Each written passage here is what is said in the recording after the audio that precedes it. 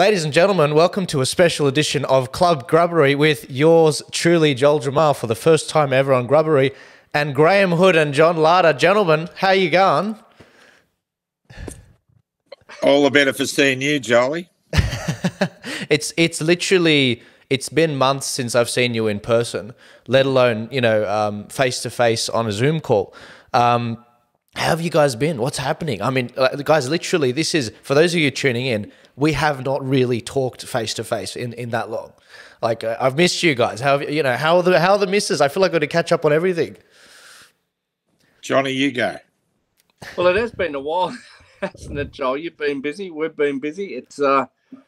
It's mad times. It seems like we've just had the federal election, and we're sort of settling down from that. Waiting for Albo to touch back down in Australia, and yeah, crazy times. Yeah, 100%. I've been watching your Club Grubberies, and I think people have really been enjoying them. I mean, you got a consistent following there. People have been enjoying something different. And I've been enjoying something different. You know me, I'm the politics guy, but it's nice to take a break every now and then and tune into something else.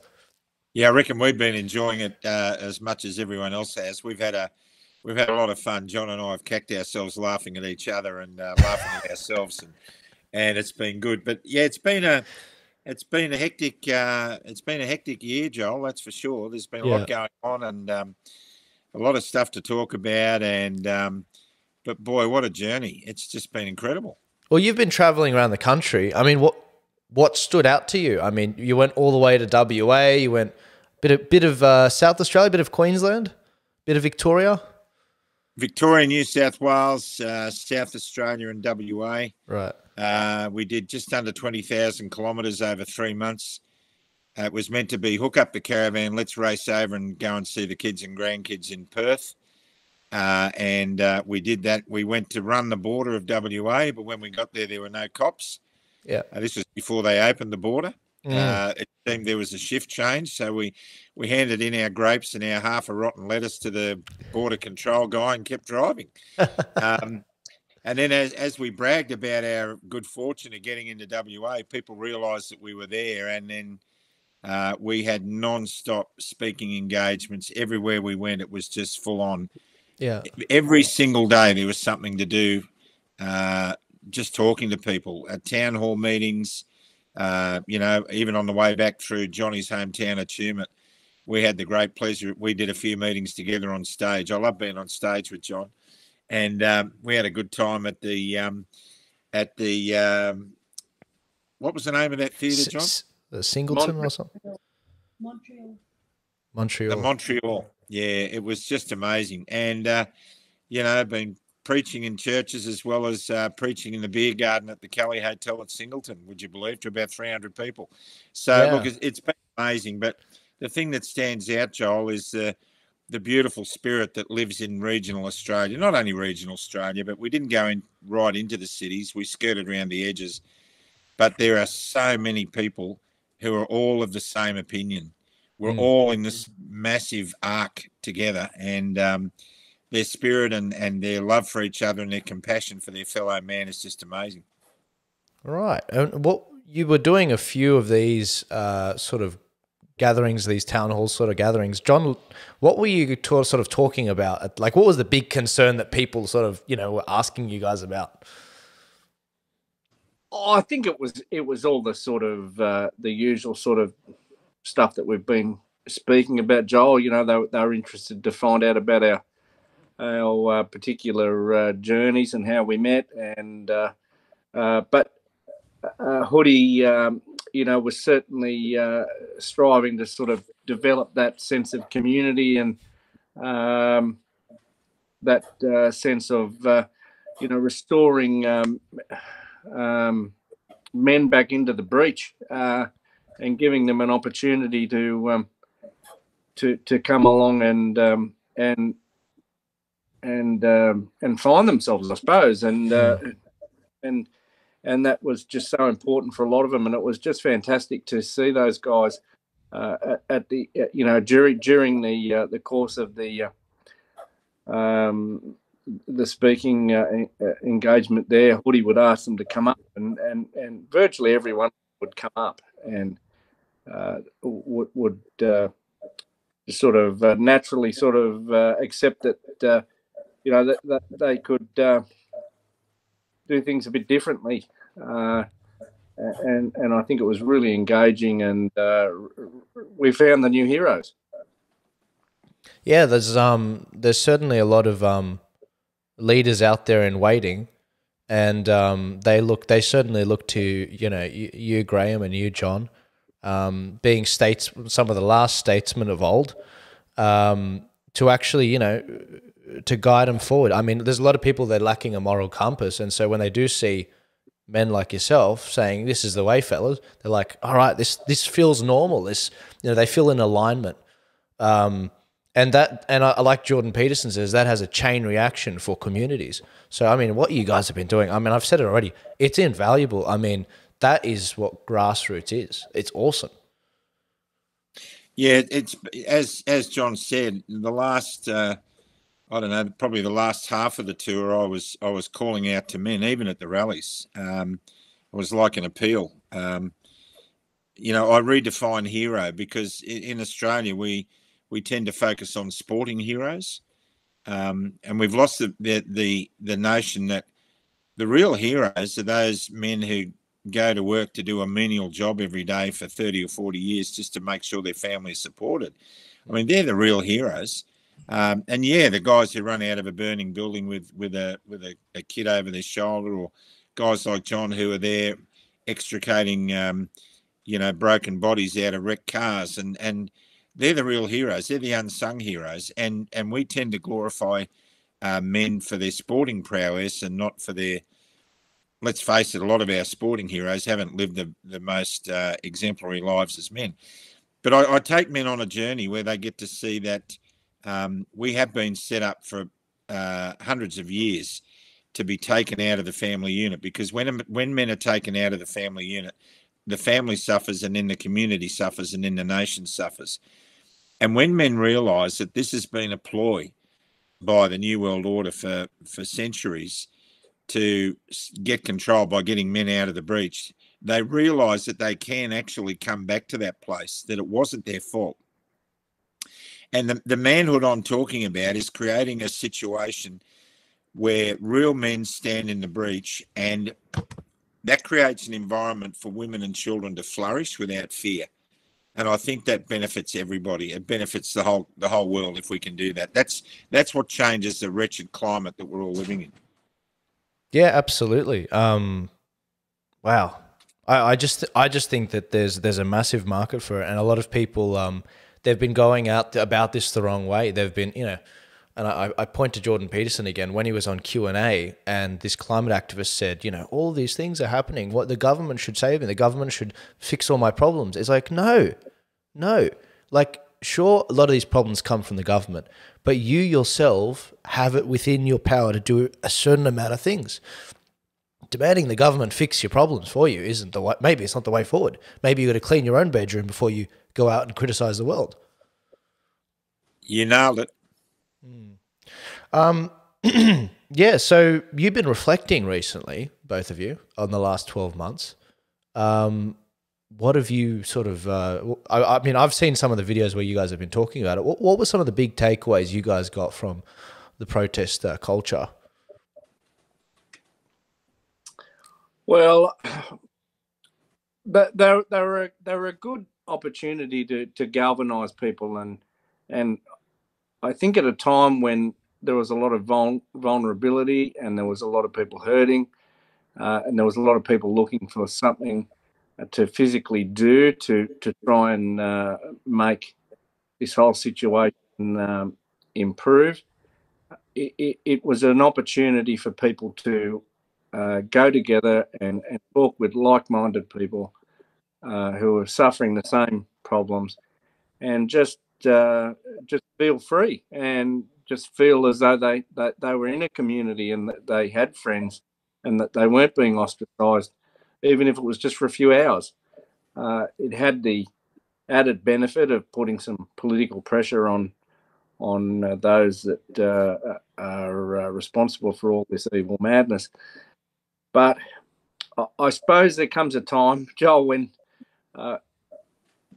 that has to end. I think it's got a use-by date, and you have to diversify your tactical sort of arrangements and get a bit not smarter, but sort of just vary it up a bit. And I think those rallies just at the end just got a bit stale. Yeah, no, I think I tend to agree with that. I reckon that, rallies, they serve a lot of different purposes, building morale. It's almost like a military parade as well before an election, to be like, hey, this is how many people agree with us on this topic. You better fix this. But I also feel that, at the times when it's illegal to protest, then that's when you're meant to protest. So it was sort of a reminder that was when it truly was memorable. And I was reflecting on the 24th of July protest recently, because it was the 1 year anniversary of that. And I was just thinking, why is it people remember that protest? I understand why I remember it. I mean, I happened to be at the center of it in Sydney, but why do other people remember that one? And I think it was because it was seen as the most risky, the most illegal, the most sort of, watch out, the police will arrest you. And, there were hundreds of arrests made, over 10,000 reports, snitches to the Crime Stoppers, people dobbing in their own family, their own workplace mates, 10,000 reports. I had at least 1,000. It was ridiculous. And I think that was a protest where it was like, yeah, that was totally legitimate, and it made its point. But I do agree that over time, it gets a bit tiresome, and people want results, and that might not necessarily be the right answer. I mean, as we got closer to the election, I was getting increasingly frustrated with a protest every week, because I was like, guys, you should be manning polling booths. Early voting is open. Like our candidates, our freedom candidates that we selected, they actually need our help on the polling booths. They don't need you to go out and protest in the street. They need you to change new minds. But I don't know, that's my take on it, Graham. Yeah, look, for me, Joel, the standout for me was just how organic it was, and how it galvanised a group of people who don't normally protest. I mean, I'm one of them. Yeah. I went to a protest back in the 1989 pilots dispute at I think it was in Melbourne somewhere. Bob Hawke was opening a CES job centre, and I went there and protested. And I remember I was standing face to face with him, screaming at him, and he looked at me really terrified. I can understand that. I was pretty angry, but that was such a foreign thing for me to do, and to ever imagine that I would speak at any rally at all, whether it be 20 people or whatever, was the furthest thing from my mind. But to go to these rallies where hundreds of thousands of people and see the everyday mums and dads who were there, that's what really stood out for me.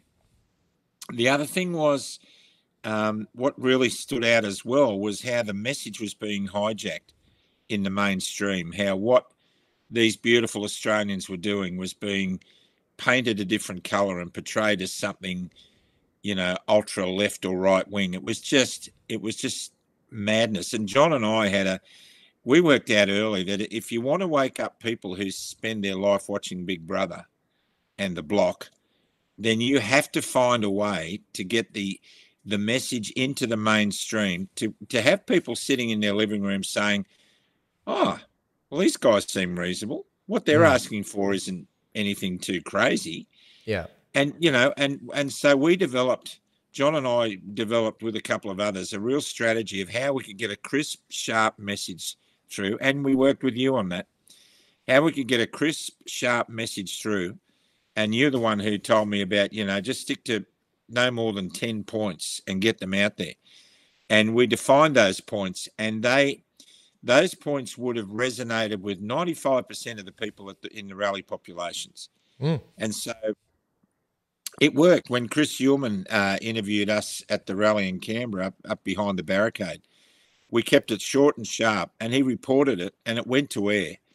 And it was great. It worked because we weren't giving we weren't giving the editors in the edit suite fodder to be able to chop and change and manipulate. There was no room for them to do that. And then the whole episode where we went into Parliament House, into Craig Kelly's office. Look, John and I were waiting on a number of politicians that could have come out and said, okay, I've got permission for you to come in. The first one to come out and do that was Craig. And so we went in with Craig. We went in there with a list of demands. And we knew that this is so well set up inside that wretched building on top of the hill that nothing we were going to take in there was going to make any difference. But what we desperately knew was that we were going to have an opportunity in a closed environment to talk to mainstream media and get a message across. Because when we try and do it at the rallies, somebody will run in front of you with a Nazi swastika and they'll report on that. Somebody will yell out, the American election was a fraud, and they'll report on that. Somebody will wave a QAnon banner and they'll report on that. I've been at so many mainstream press conferences after a rally where all the microphones are set up, and here's an opportunity to say what needed to be said for the 95%, and then somebody would run in, and you could see them folding up the camera tripods, and the journalists would walk away, and I'm just standing there thinking, well, that was a complete waste of time. Going into Parliament House with John and Tony Nikolic and the others was an opportunity to do that. And Channel 7 were there, and they filmed us for 7 minutes, and I believe they put it all to air, John. Is that right? I think so, yeah. Yeah, I think I have a very different view than... I totally agree with everything you just said. I have a very different view of what other people see Canberra as. I thought it was an overwhelming success. In terms of what you set out to do, it was actually 4 points. It wasn't 10 points. It was, free travel across the borders, no jabs for the kids, no jab mandates, no lockdowns, and I think there was one other thing. And what resulted after that visit from Parliament, I never fully completed the list, but remember... Graham, that we did that episode where we went through all of the different articles of success that had happened. There was all of these good news stories coming out, like the South Australia Police Union started chiming on with their government saying we want to drop the mandates. There was a university that dropped their mandates. The WA border ended up opening up so that people could actually travel. There was a whole bunch of things with the health workers in New South Wales mandates dropping. I mean, it was absolutely wild how quickly the COVID narrative sort of passed away.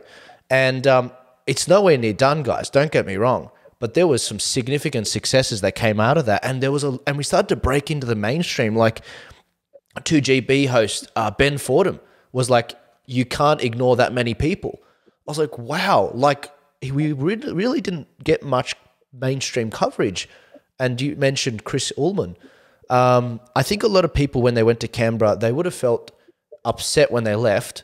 First off, because they used LRAD on us.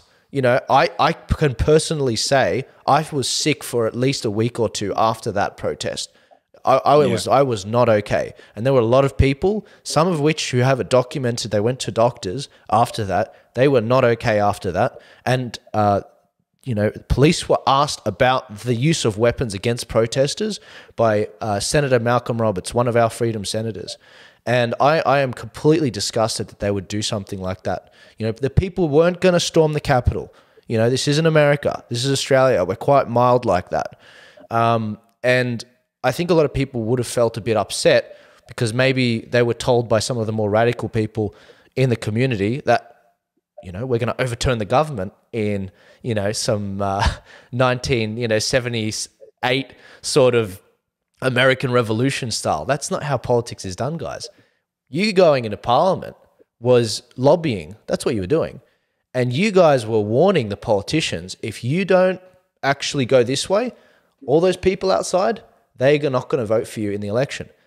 And that's exactly what happened. In every state, there was a solid 15 to 20% of the population that voted against jab mandates and lockdowns and all of that crap.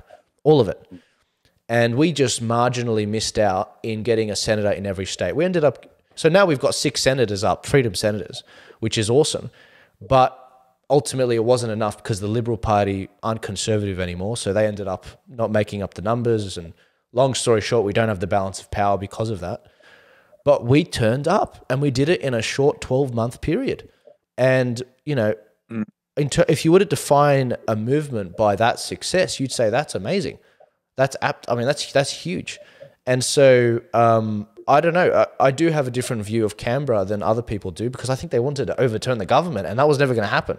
I mean, going to the Governor General and saying, you know, I want you to remove the government, I thought that was a ridiculous proposition. And I asked experts at the time, like Professor David Flint and Dr. Stephen Shavura and Augusto Zimmerman, and they were like, this is ridiculous. Yeah, I going back to the LRAD, it was interesting because at the end of the last rally we did there, John, for us was the budget night rally. Was it the last one we did? Yep. Yeah. One of the when it was over and I was sitting on the barricade waiting for a lift back to where we were staying, someone was going to get the car to take us out, and I had a really good chat with one of the inspectors from the Federal Police who we'd come to know. John and I both spoke with that inspector several times, and we had a good rapport with that person. And they said that they were annoyed, that police were annoyed that we're at the rally that the LRAD was used. It affected them as well. So, I mean, yeah, it's just that sort of thing's not on. Somebody gave the order and then some clown actually had the audacity to follow it. And that needs to be investigated. But yeah, look, Canberra was just something that seemed to unfold day by day, almost like an accident. It was so organic. Nobody could keep track of it. I mean, I thought I was going down in the first stages just to interview some truckies for a little radio show I was doing for TNT Radio. And I said I was going to go down to do that because I couldn't find truckies who were willing to speak up. And I thought, well, if there's a truck convoy going to Canberra, that's where I'll go. And when I said I was going, it was like a lot of people said it was like I announced that there's going to be this massive rally in Canberra. And that's all I said was I'm going to Canberra. Yeah. And it became organic. And then I was there for a couple of days and I had to come home for surgery that was pretty urgent. And as soon as I got home, Michelle and I drove home. The call came out, you've got to come back. It's going nuts down here. You really need to come back. And so I didn't even have the surgery. 9 hours after arriving home, I was driving back down to Canberra to join John and go back to see what was going on and see what we could do and what role we should play. And then and we seemed to walk into a hornet's nest, John and I. We became embroiled in a whole bunch of different agendas and different egos that were trying to set things up, and it was like walking into a meat mincer for a while. But you know, we pulled everything out that we could. We did everything we could to make it work in our own organic way. Did we make mistakes? We all did.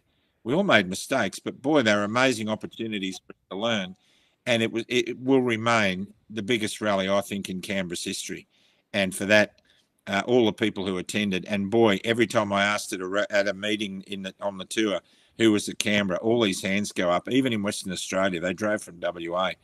So I think it was a defining moment in Australian history, and it's just it's a pity that it was caught up in a bit of turmoil there. But that will never be what defined Canberra. It'll be those people that you're seeing on screen now, those great Australians who decided to go to their seat of government. What an amazing thing. John? Yeah, no, I agree with all that, Joel. It was an amazing time to be there. There was a lot of people there. There was yeah. How they ever said there was 10,000 people there is beyond belief, isn't it? Oh yeah, just a few hundred buffheads, John. Just a few hundred buffheads. 3,500 buffheads.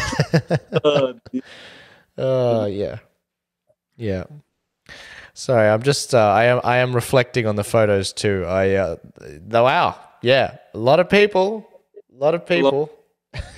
Yeah, there were a lot of people in the trees as well that you don't see in the photos. It was just well, the police in the ACT said there were 1.4 million extra vehicles entered Canberra the Friday before that big one. So there it is. Yeah. Telstra outage. Yeah, that was on the day, guys, the Telstra outage that they had. I remember Pauline, let the record show that Pauline Hanson did a post on this and made the point, why is it that in these two zones out of all of Canberra, there was an outage? You know, it doesn't make any sense. You know, we've seen these sort of outages happen in Victorian protests, in New South Wales protests. It doesn't make any sense. I mean, I've talked to people that actually are in the industry, and they say, no, these systems are made for peak hour. Like, they are made for millions of people to come into the city and to work. How on earth is it that they're being overloaded? It makes no sense because it spreads the load. It's just absolute. It's absolute madness. I don't understand how they. Yeah. Anyway, Canberra. That was Canberra. Why? I can't believe that was this year. That was in February. What else has happened? We had the South Australia election. The first One Nation Upper House member, Sarah Game, she ended up getting up. She's a lovely lady, and yeah, of course we had our federal election, and that was an interesting one, wasn't it?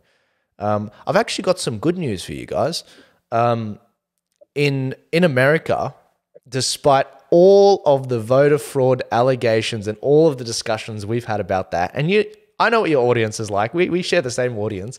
They're all like, Dominion and all that, stuff. And, they love talking about it as if it's Australia as well. So in America, despite all of the crap that they went through in the 2020 election, dragging it on for 3 months, the events of January 6th, Mike Pence not doing his job, despite all of that, they just recently had some what they call primaries, where they select who their candidates are for the Republicans, the Democrats, for the state of Arizona. And there were all these Trump candidates, MAGA people, America First people, and there were all of these candidates that were there for this Republican establishment, like the Scott Morrison types. And they ended up getting absolutely smashed. The MAGA guys came through.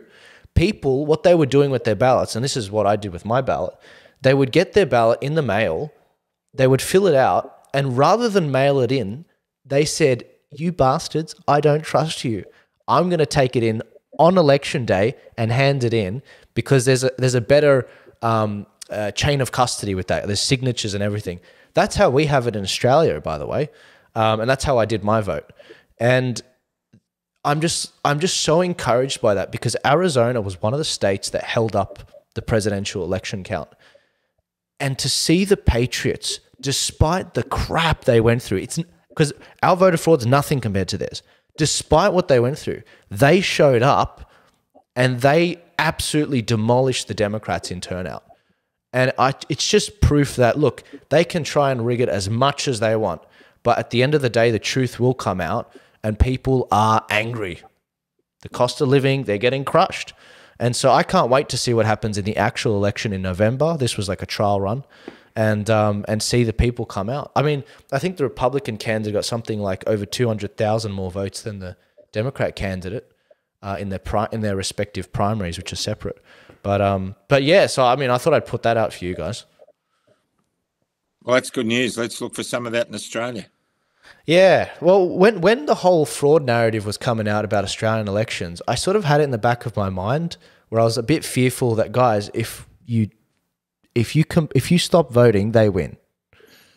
We can't stop voting. Like it's such a short 15-minute process to vote, and we only do it once every 3 or 4 years. Let's say there's a 20% chance that the vote doesn't count. Would you still take the chance? Probably. To save your democracy, and so yeah. Look, I'm actually going to be doing more talks with the Americans because Turning Point Australia is, of course, an American brand, and I'm curious to see how they tend the flock, especially with that topic. But yeah. So where do you guys see things going forward in terms of the fight for us? Well, I haven't seen much improvement. Look, Health, New South Wales Health announced last night that they're introducing a mandatory third vaccine into the health policy in New South Wales. we haven't seen really any letting up of any health policies in Australia. I just can't fathom it. Look, the data doesn't support what they're doing. There's been numerous experts now that are on record as saying that this is just completely farcical. I think a few more doctors and specialists have spoken up. I think there's a mood in the community that is rightly suspicious that they've been sold a dud on this. But the bureaucrats that are controlling us, and the courts too. The courts haven't been terribly kind to us, despite the fact that there is overwhelming evidence that supports our position on this. I think Jared Rennick and Senator Antic and people like Pauline Hanson have been leading the charge on all this, but I don't know. Where are we? Look, I'm still at a loss. Some people have gone back to work. Healthcare is in crisis in Australia. But we're still not allowing nurses, doctors, paramedics, physios who are unjabbed to go back to work and take some of that pressure off the system. No, it's absolute madness. Yeah, look, for me, Joel, I think, look, I really believe that people have got to realise that this is a battle between good and evil, and ultimately good will win out. We don't know what form that good will win out, but it will win out. And for me, I've seen so much disparity amongst people who are fighting for freedom. The thing we've got to come to terms with is that we're all going to have different opinions, and people must be allowed to have different opinions and share them. But we get if you share a different opinion to anybody else's, you get such a reaction from some people that you wonder how much they know about freedom, because freedom actually allows people to have a different point of view and have that be okay. Unless we get some discipline about us with those sorts of arrangements, we're always going to be a rabble. Yeah. I mean, we have to be the change that we want to see.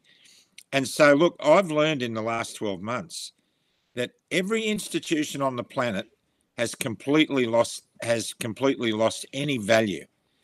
There is not one single institution on the planet, and I'm talking about religion, charity, bureaucracies, you name it, mainstream media, medical, whatever. There's not one single institution that anybody has any faith in anymore. They have all broken the circle of trust. Oh, there is one, Hoodie. Which one's that?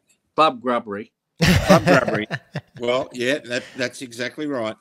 But I've got to say that if there are two professions that need to step up, if the two professions I'm about to mention would actually grow some testosterone-producing genitalia and stand up and put themselves on the line like John and I and so many others have, this would all have been over 2 years ago. I'm talking mainstream media and I'm talking medicine, doctors. There are some doctors who are now speaking out. Some spoke out earlier. But I'm telling the Australian people, my opinion only, that if the doctors stand up en masse and the mainstream media tell their editors to go and jump, this all ends. It does. Because when the doctors speak up, the absolute farce, the absolute con that this last 2 years has been will be seen in the spotlight, and that needs to be reported. And there will be no bloodshed. There will be no need for rubber bullets. There will be no need for anything else. The police will look at that and they will say, I'm not going out to arrest people, Australian people who've been defrauded like this. Any decent police officer would not do that. So my appeal is to mainstream media and to the medical profession, grow some nuts, find some courage and backbone, forget about your bank balance, forget about your holiday house, and come forward and actually do something. Mm. You do that, it's all over. And until then, we're just going to flummox around. And until then, Joel, I claimed the other night, Galatians 1:10 out of the Bible. I speak to please God, not man, because if I speak to please man, how can I ever please God? I could not give a rat's bum about what other people think about me anymore. I care about what God thinks about me. And if the God I love is true to his word, and I believe absolutely 1,000% that he is, then loving him and trusting him is good for the whole world, not just good for me. So I'm going to follow him. And if he wants me to go to a rally, I'll go. If he says don't go to a rally, I won't go. And that's my mantra from this point in time onwards. I've had to redefine myself 100% over what's been going on in the last year. I've seen the best and worst of humanity. And I've seen the darkest of the worst. And no, I haven't actually, because when you think about what went on in Romania and places like that, where we've still got a way to go to get there, but we're not far from it. But I've seen the best in humanity. I've seen the absolute best. And there is no way anybody on this panel or in any other sphere is going to please everybody on the planet. My aim is to please him, the boss. Oh, man. And if that works and he's happy with that, then I'm okay with it too. And everybody else, do what you will. Don't believe what everybody tells you. Do what you will. I'm into that. You can't. I want to nip this in the bud. So from what you told me, you copped a bit of flack because of your view on chemtrails. Is that correct? Oh, yeah. All right. Well, look. Can I just say? No, all right. It's not only that. It's not only that. Yeah. There's a few things, but like the idea, like you said, the idea that people are going to agree with you on everything is ridiculous. I mean, if you agree that you shouldn't put something in your body without consent, that's one. If you agree that no lockdowns, that's two. If you agree kids shouldn't be jabbed, that's three. If you agree that there shouldn't be any kind of passport or financial restrictions on you, that's four. Okay. Can we agree on that? Beautiful. And free speech. No censorship online. Beautiful. Everyone on this panel agrees with that. Yep. Now, those are fundamentals. Now, if I say to you, Graham, a few questions now, I can guarantee you that we're not going to agree on something. Like, Graham, for example, do you agree that there should be abortions at all? Yes, I do. Okay. And what about guns? Do you want me to qualify that? Yeah, that'd be great. I think if a mother with 3 children is being told by a doctor that if she has the child that she's pregnant with now, she will die, and that will mean that her 3 children will be motherless. Of course, there are medical reasons why that has to happen. Yeah. And that's as far as I'll go on the topic. Yeah. Well, there you go. And look, and there's a lot of people who would agree or disagree with that. That'd be a bit more hardline. What about the issue of guns? Do you think Australia should have sort of America-style gun laws? No, I don't. Well, there you go. See, right there is a topic where I probably disagree with Graham, and we're still friends. It's like, that's okay. Like, you know what I mean? Like the idea that we're going to be, we're going to segment the population as and divide and conquer them all the way down to the individual is ridiculous. I mean, this is what they try to do to us for everything. They try to do it on race. They try to do it on Aboriginality, religion, jab status. Enough. One flag under God. We're countrymen that have each other's backs. That's how the Anzacs did it, and that's how we're going to do it going forward. All right. None of this divisive crap where they just want to pull us apart. I mean, they are pulling apart the fabric of society. Worship who you want, do what you want, but for the love of God, people, there's no way in hell Graham's going to agree with everything I believe, let alone you believe. So, give the man a break, okay? Far out. Can I say something that I probably should have said the first program that John and I talked about chemtrails? Right. It's really simple. In 32 years in command of a Qantas aircraft, in 53 years of flying totally, I did a couple of years of crop dusting where I was spraying chemicals on grapes and wheat and things like that at low level. But in the 32 years that I was in command of a jet aircraft in Qantas, and I flew every 737 in the fleet, at no stage ever did I find a tank on board the aircraft that would contain any chemical for spraying. And I know that aeroplane inside out and back to front. I'm telling the people right now with my hand on my heart, as God is my witness, I have never seen a chemical tank for the purpose of spraying on a commercial jet aircraft. I have never flicked a switch in the cockpit that turns on a chemtrail. Never.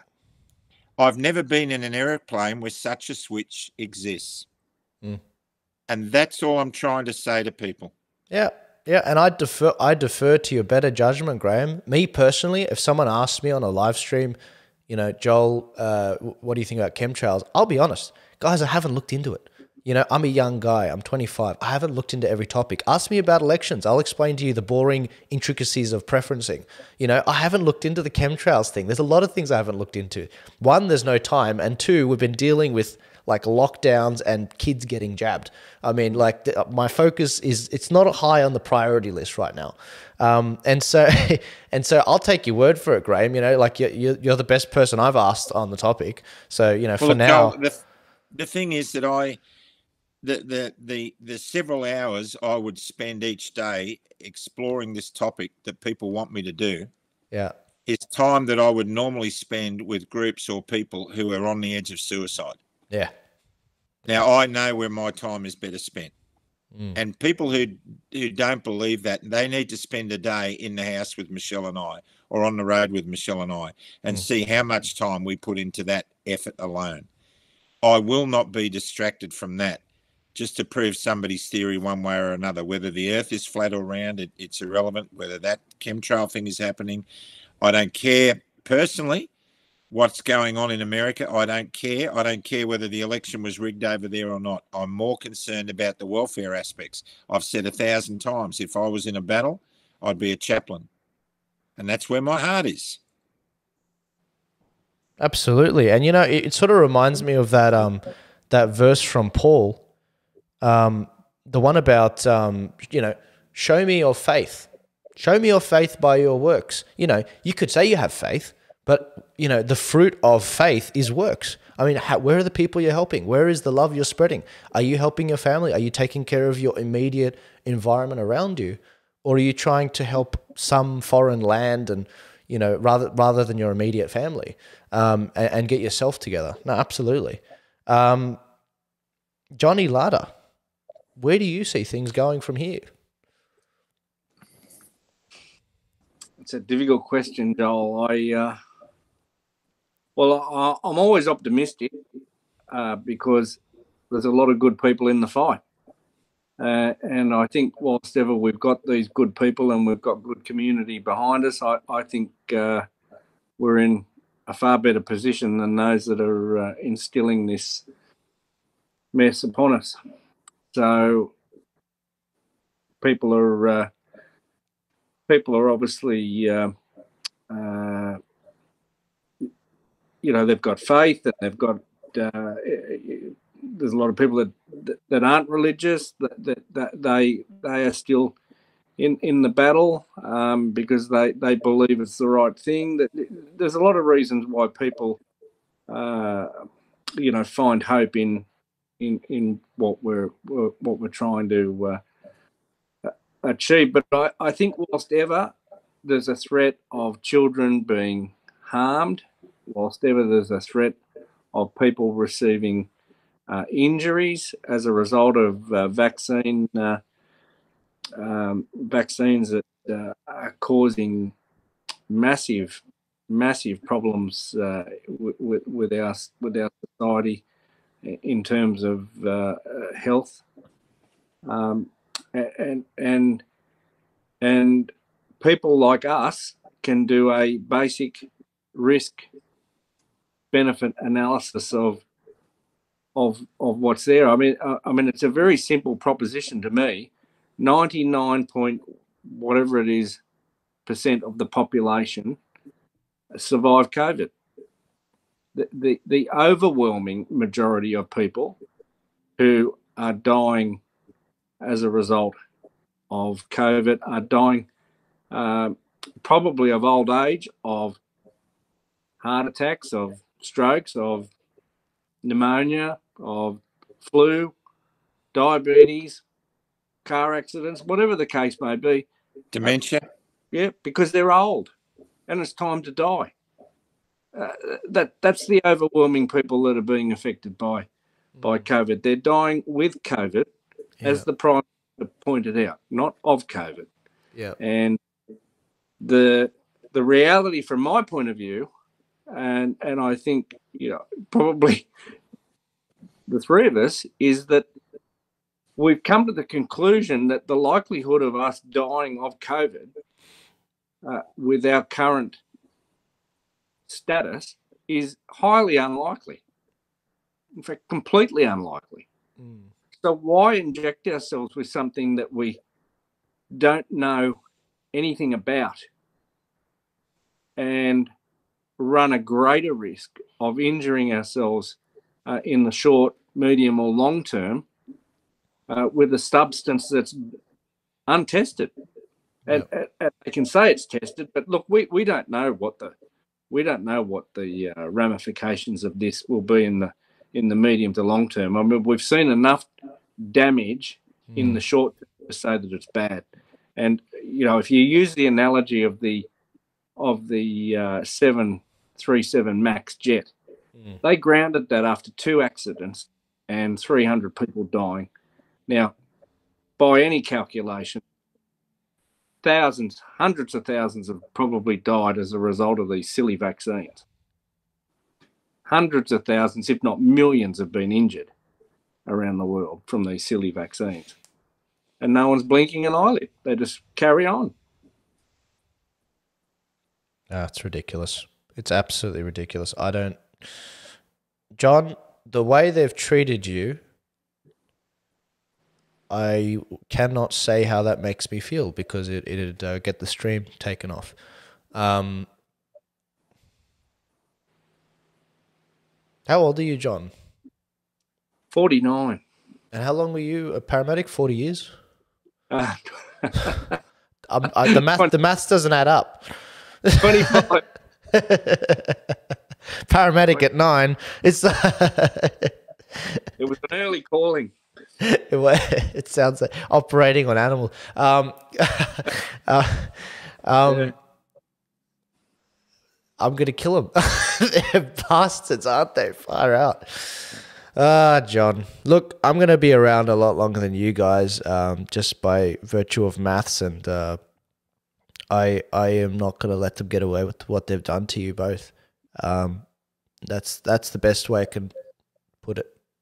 I'm a vindictive bastard sometimes, but you know, and I've got to tell you, Joel. Excuse me for interrupting, but John was at work cleaning toilets at 4:30 this morning, and he didn't get home till 4:30 tonight for $22 an hour. Now, for anyone out there who thinks that he's a grifter or whatever, go to a fast food outlet and apply for a job as a toilet cleaner. Because a lot of the people who are critical, they probably don't even go to work. I don't know. But, I mean, that's what you need to understand. And not only is John there, but his wife is there too. She's making coffee. $22 an hour. A registered nurse, 30 years experience with a degree in clinical teaching. Welcome to Australia. I'm going to kill him. I swear to God. I don't mean that. I'm just going to massage them very strongly. Yeah, look, and look, the ramifications, Joel, are terrible for the young people. I mean, because you know, I take you know, one of my daughters. She's interested in doing nursing and following the footsteps of her mother and being a paediatric nurse, but she can't even get into uni to do the nursing degree at the moment. So she's been in limbo for 2 years because she wouldn't be able to do the placement. So all these kids are out there, you know, they're wanting to be physios, they're wanting to be chiropractors, they're wanting to be doctors, nurses, paramedics. But if they're unvaccinated, they've got very, very few options in health. And John's got 6 beautiful children. 6 beautiful children. He's a family man with 6 kids. And he served his country. Yeah, I It's mean, right. the Bali bombings. I mean, just like I still remember that story you two told me a year ago about how John was the one that put the operation together, and Graham, you happened to be the pilot. Well, I don't know whether I was the pilot of that operation, but I did operate a flight out of Bali with bomb victim survivors on board. Yeah, and it was the closest thing I ever came to an active service for my country, I thought at the time, until now. And we the other thing I did, which I'll never forget, was I had to pick up a load of East Timorese evacuees in Darwin in the middle of the night. And they came off an Air Force aircraft and came on board my 737. And while we were sitting there waiting to go, there was a Garuda Indonesian Airbus taxied in and parked alongside us. And when all the people, the Timorese, saw the Garuda aircraft there, they thought they were going to be taken off ours and put on Garuda and taken to Indonesia. And they started to panic. And I remember getting on the headset to the air traffic controller saying, "You got to get us out of here now." I demanded immediate pushback to get out of here because the people were really upset. And we got it, and we took off. And my daughter, who worked for the Australian Geographic when she was a kid, she got a box full of these little keyring torches that you press the button and there's a little LED light on them. And we had them on the flight and we gave them to all the kids. And at one stage, the cockpit door was open and I looked back at all these kids and I made an announcement and they all lit their little torches up in a dark cabin. Yeah. Now, I remember circling around Melbourne where we were taking them to refugee centres there. And Melbourne was freezing cold. It was a bleak day. It was windy. And we circled around the airport to come into land. And the flight attendant said they were looking through the window. You know, they've come from Timor to this massive, big, freezing city. And it was blowing a gale. And we taxied down in front of the jet base hangar. And it was so windy, the stairs nearly blew over.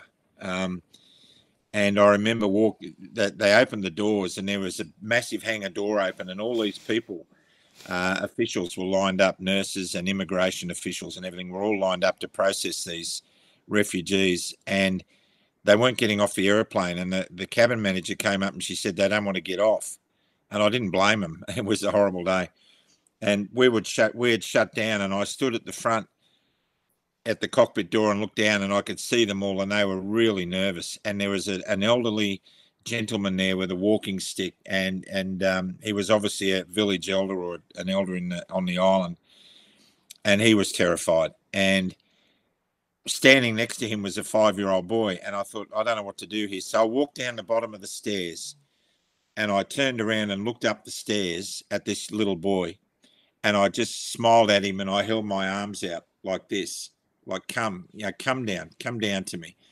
And he looked at me and his face lit up and he slowly walked down the steps and he ran into my arms and I picked him up and I held him, and the old man followed him down and all the others followed with him. And I took the boy into the hangar and I handed him over to an immigration official.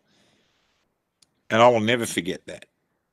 That's a story I haven't told very often, but I will never forget that. And what I think about when I think about the situation we're in is that how we as Australians get hung up on crap.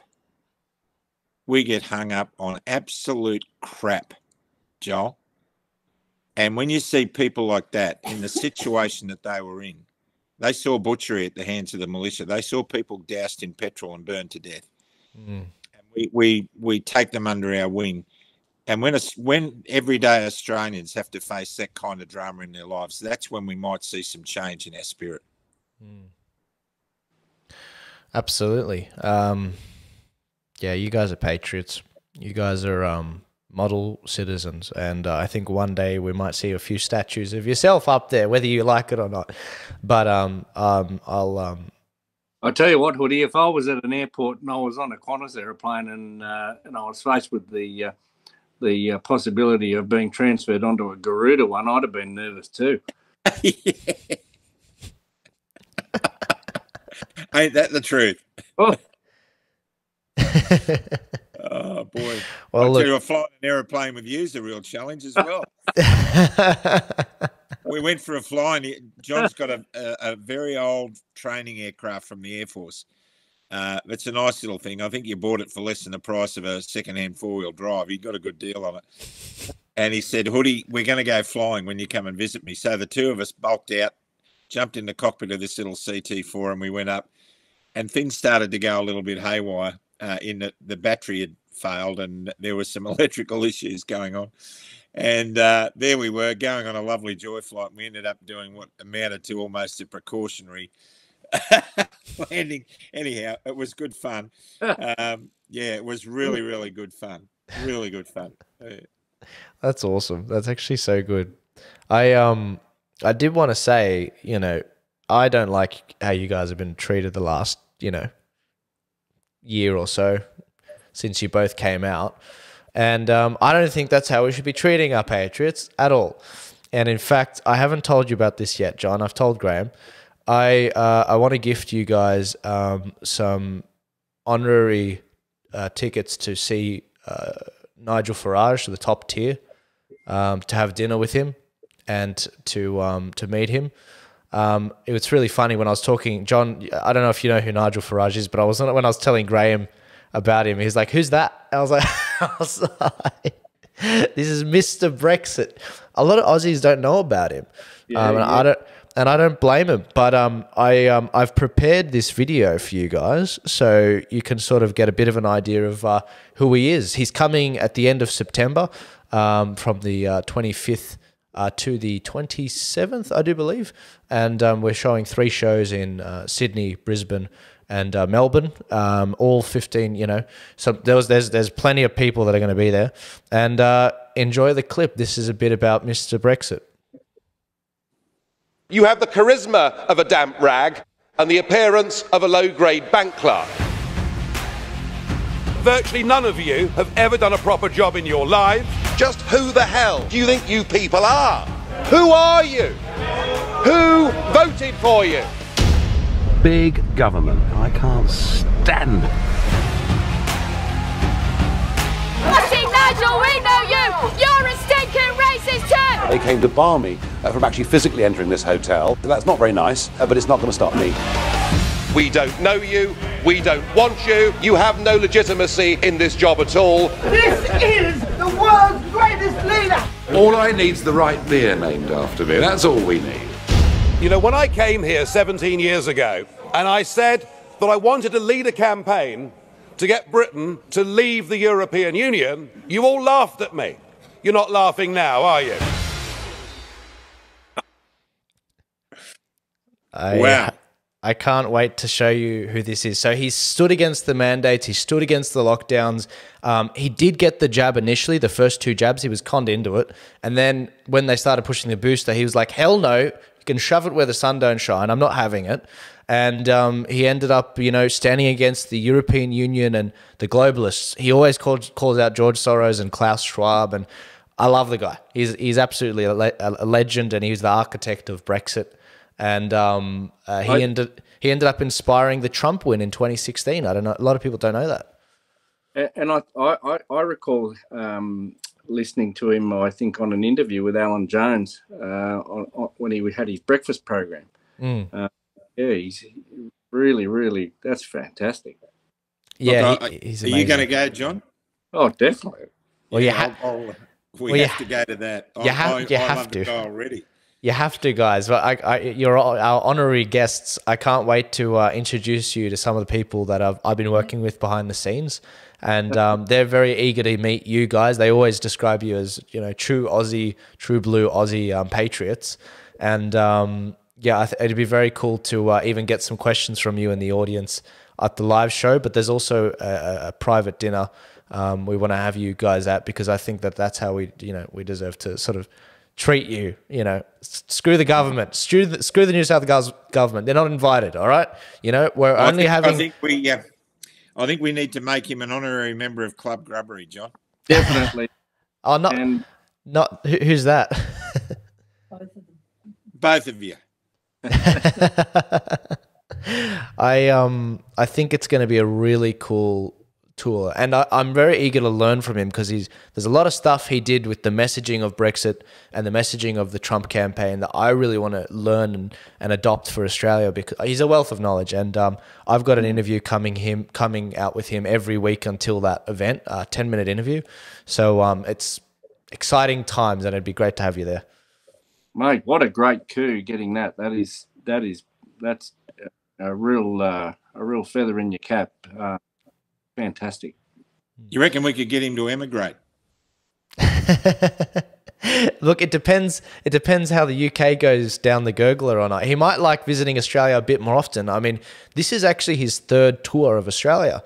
You know, he's been here before. He loves the country, he loves the people. It's a slightly different culture, but yeah, I mean, you never know. I mean, if we really make this a memorable tour, a truly memorable one for him, maybe he'll emigrate. Have I got to buy a suit, Joel? No, Graham, not at all. Not at all. You know, it'd be cool if you came. I have never seen you properly dressed in your pilot's uniform with the cap, except from that documentary.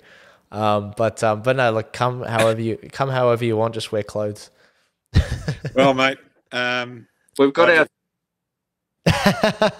And John, you can't dress up as what's his name, Brad Hazard. Okay.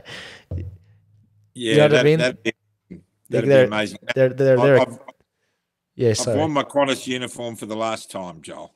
Okay. All right. I won't press it. I won't press it at all. I haven't got the full uniform anyway. I've only got a little. Well, I'm not even meant to have any of it, but anyway. Can you ask on service to return me hat? There you go. Oh, you guys are great. But hey, that's what this is about. It's about building culture and doing something other than protesting. I mean, we're going to be around like-minded people. It's the biggest freedom event that's ticketed. And I want people to come together and be like, yeah, you know what? This is really cool. And one of the things about the protests when they first started was, you know, conservatives, they don't really congregate. I mean, they used to in church services, but we all know how that's sort of gone. So I'm just trying to give us more opportunities to congregate and build culture, other than a protest where we all get angry, you know? So I thought this would be a really cool way to do it. And yeah, we've got other plans for Turning Point coming up. But no, you guys are creating culture of your own. You've got a regular show. People are tuning in.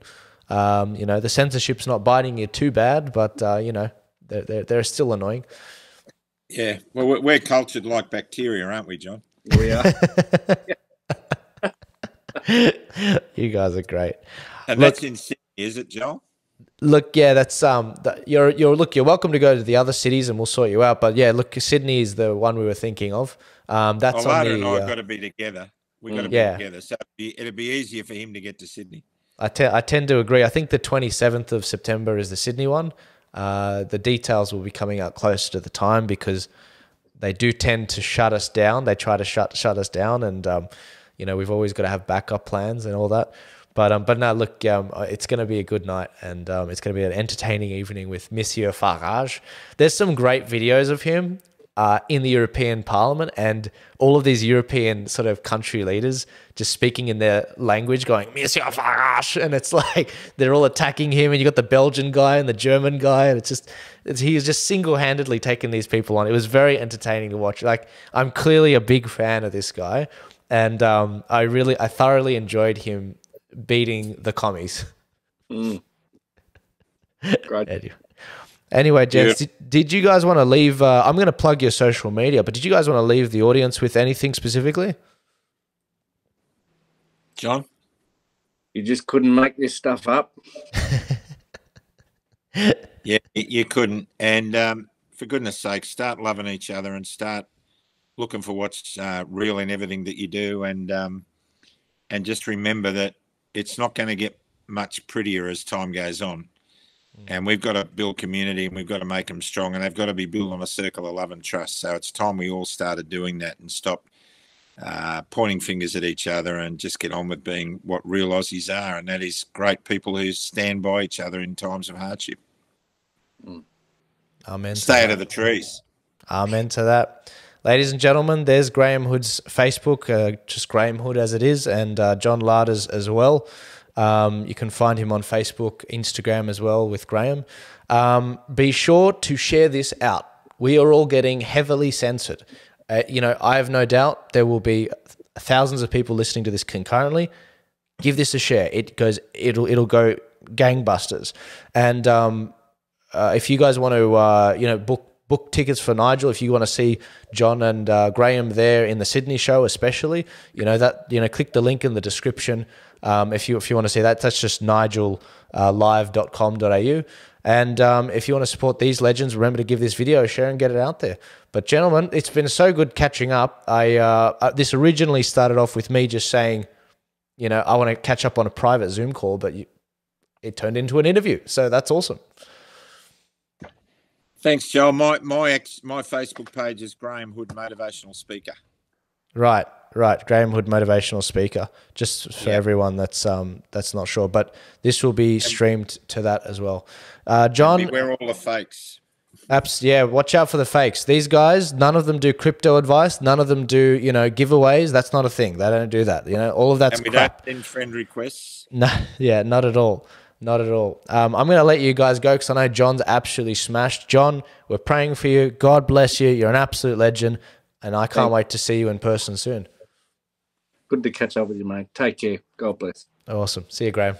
Ciao. Thanks, Jolie, and thanks for giving me COVID at the Sydney rally. It's top secret. Ciao. Yeah,